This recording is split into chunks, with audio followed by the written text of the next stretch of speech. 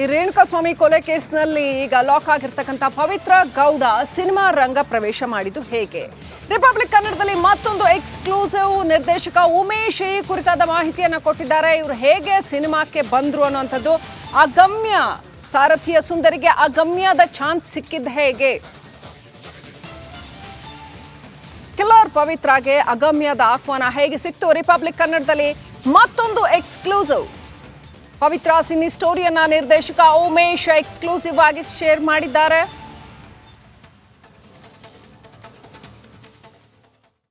ರೇಣುಕಾಸ್ವಾಮಿ ಕೊಲೆ ಪ್ರಕರಣದಲ್ಲಿ ನಟಿ ಪವಿತ್ರ ಗೌಡ ಬಂಧನ ಆಗಿದೆ. ಪವಿತ್ರ ಗೌಡ ಮೊದಲು ಮಾಡೆಲ್ ಆಗಿದ್ರು, ಆನಂತರ ಸಿನಿಮಾ ರಂಗಕ್ಕೆ ಯಾವಾಗ ಬಂದರು? ಪವಿತ್ರ ಗೌಡ ಅವರಿಗೆ ಅವರ ಮೊದಲ ಸಿನಿಮಾದಲ್ಲಿ ಅವಕಾಶವನ್ನು ಕೊಟ್ಟ ನಿರ್ದೇಶಕರು ನಮ್ಮ ಜೊತೆಲಿದ್ದಾರೆ. ಆ ಸಿನಿಮಾ ಯಾವುದು? ಆ ಹಿಂದೆ ಪವಿತ್ರ ಗೌಡ ಮಾಡಲಿಂಗ್ ಕ್ಷೇತ್ರದಲ್ಲಿದ್ದವರು ಸಿನಿಮಾ ರಂಗಕ್ಕೆ ಬಂದಿದ್ದು ಹೇಗೆ? ಅದೆಲ್ಲದ್ರ ಕುರಿತಾಗಿ ನಾವಿವತ್ತು ಮಾತಾಡೋಣ. ನಿರ್ದೇಶಕರು ಉಮೇಶ್ ನಮ್ಮ ಜೊತೆಲಿದ್ದಾರೆ. ಸರ್ ನಮಸ್ಕಾರ. ಸರ್, ಪವಿತ್ರ ಗೌಡ ಸಿನಿಮಾ ರಂಗಕ್ಕೆ ಬಂದಾಗ ಮೊದಲು ಅವರಿಗೆ ಅವಕಾಶವನ್ನು ಕೊಟ್ಟವರು ತಾವು. ಆ ಸಮಯ ಸಂದರ್ಭ ಹೇಗಿತ್ತು ಸರ್? ನಾವು ಆಡಿಷನ್ ಮಾಡ್ತಿರುವಾಗ ಒಬ್ಬರು ಕೋಆರ್ಡಿನೇಟರ್ ಮುಖಾಂತರ ಪವಿತ್ರ ಗೌಡ ಪರಿಚಯ ಆಗಿದ್ದು. ಸೊ ರಂಗಶಂಕರದಲ್ಲಿ ಒಂದು ಚಿಕ್ಕ ಸ್ಕ್ರಿಪ್ಟ್ ಕೊಟ್ಟು ಅಲ್ಲೇ ಆಡಿಷನ್ ಮಾಡಿದೆ. So I was not satisfied. ಅಂದರೆ ಆಕೆ ಅಂಥ ಪರ್ಫಾರ್ಮರ್ ಅಂತ ಗೊತ್ತಿತ್ತು, ಹಾಗಾಗಿ ಶಾರ್ಟ್ ಲಿಸ್ಟ್ ಮಾಡಿ ಇಟ್ಬಿಟ್ಟಿದ್ದು. ಸೊ ಅಗಮ್ಯ ಅಂತ 2011 ಸ್ಟಾರ್ಟ್ ಆಗಿರೋದು. ಸೊ ನಮಗೆ ಒಬ್ಬರು ಆರ್ಟಿಸ್ಟು ಶೂಟಿಂಗ್ ಇನ್ನೇನು ಒಂದು 4-5 ದಿನ ಇದೆ ಶುರು ಮಾಡೋದಕ್ಕೆ ಅನ್ನೋಷ್ಟರಲ್ಲಿ ಅವ್ರು ಬರೋಕ್ಕಾಗಲಿಲ್ಲ ಕಾರಣಾಂತರದಿಂದ. ಅವ್ರೇನೋ ಡೇಟ್ಸ್ ಪ್ರಾಬ್ಲಮ್ ಅಂತ.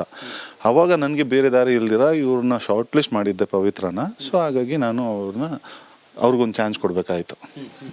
ಪವಿತ್ರ ಗೌಡ ಅವರನ್ನ ತಮಗೆ ಪರಿಚಯ ಮಾಡಿಸಿದ್ದೆ ಯಾರು? ಆಡಿಷನ್ಗೆ ಕರ್ಕೊಂಡು ಬಂದಿದ್ದು ಯಾರು ಸರ್? ಅವ್ರ ಹೆಸರು ಗೊತ್ತಿಲ್ಲ. ನಡಿ ಈಗ ಶುರು ಮಾಡೋಣ.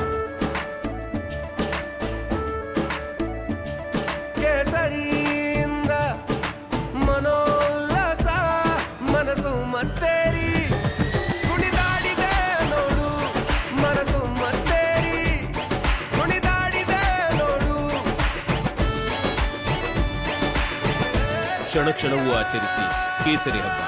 ವಿಮಲ್ ಬಾಯಲ್ಲಿ ಹೇಳಿ ಕೇಸರಿ. ಕೋಆರ್ಡಿನೇಟರ್ ಒಬ್ಬರು, ಅವ್ರ ಹೆಸರು ನಾನು ಮರ್ತ್ಬಿಟ್ಟಿದ್ದೀನಿ. ಸೊ ಪರಿಚಯ ಇತ್ತು ಅವ್ರಿಗೆ ನಮ್ಮ ಟೀಮ್ಗೆ ಪರಿಚಯ ಇತ್ತು. ಸೊ ಹಾಗಾಗಿ ಅವ್ರು ಕರ್ಕೊಂಬಂದರು. ಪವಿತ್ರ ಗೌಡ ಈಗ ಅವರ ಫಿನಾನ್ಷಿಯಲ್ ಸ್ಟೇಟಸ್ ಎಲ್ಲ ನೋಡಿದರೆ ಐಷಾರಾಮಿ ಕಾರುಗಳಲ್ಲಿ ಓಡಾಡ್ತಾರೆ, ಜೊತೆಗೆ ಬಂಗ್ಲೆಗಳಲ್ಲಿ ವಾಸಿಸ್ತಾರೆ. ಆರಂಭದಲ್ಲಿ ಅವರು ಮೊದಲು ಸಿನಿಮಾ ರಂಗಕ್ಕೆ ಬರುವಾಗ, ನಟಿ ಆಗುವಾಗ ಅವರ ಫಿನಾನ್ಷಿಯಲ್ ಸ್ಟೇಟಸ್ ಎಲ್ಲ ಹೇಗಿತ್ತು? She was middle class family ಅವ್ರದ್ದು. ನಾವು ಯಾಕೆಂದರೆ ಶೂಟಿಂಗ್ಗೆ ಕರ್ಕೊಬರ್ತಾ ಇದ್ವು. ನಾವು ಅಸೋಸಿಯೇಟ್ಸ್ ಓದ್ತಿದ್ರು, ಅಸಿಸ್ಟೆಂಟ್ಸ್ ಓದ್ತಿದ್ರು. ನಾವು ಒಂದೊಂದು ಸತಿ ಬೇರೆ ಕಡೆ ಎಲ್ಲಾದರೂ ಶೂಟಿಂಗ್ ಇರುವಾಗ ಅಲ್ಲೇ ಹೋಗಿ ಆನ್ ದ ವೇ ಪಿಕ್ ಮಾಡ್ಕೊಂಡು ನಮ್ಮನ್ನು ಪಿಕ್ ಮಾಡಿದ್ರು ಅವರು. ಸೊ ಮಿಡಲ್ ಕ್ಲಾಸ್ ಫ್ಯಾಮಿಲಿ, ಒಂದು ಸಿಂಗಲ್ ಬೆಡ್ರೂಮ್, ಒಂದು ಫಸ್ಟ್ ಫ್ಲೋರಲ್ಲಿ ಇದ್ದಿದ್ದು. ಅಂತ ಏನು ಹೇಳ್ಕೊಳಂಗೆ ಪವಿತ್ರ ಇರಲಿಲ್ಲ financially status.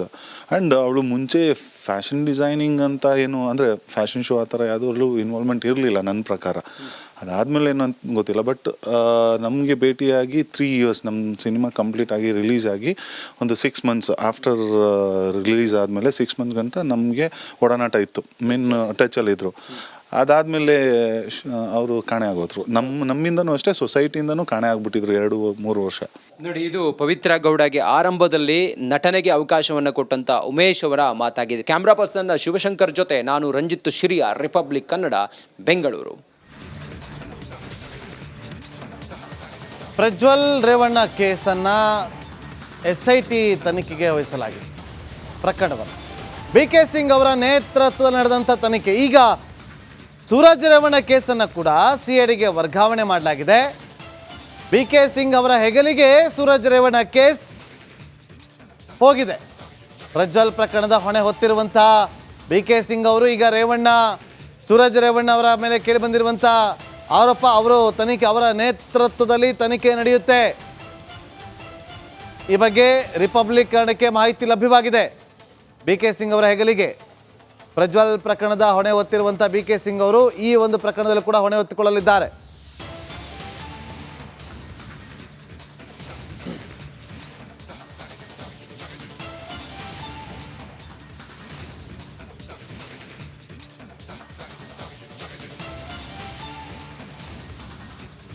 MLC Suraj Revanna arrest ಆದ ಬೆನ್ನಲ್ಲೇ ಪ್ರಕರಣವನ್ನು CIDಗೆ ವರ್ಗಾವಣೆ ಮಾಡಲಾಗುತ್ತೆ ಅಂತೇಳಿ ಗೃಹ ಸಚಿವ ಡಾಕ್ಟರ್ ಜಿ ಪರಮೇಶ್ವರ್ ಅವರು ಹೇಳಿಕೆಯನ್ನು ಕೊಟ್ಟರು.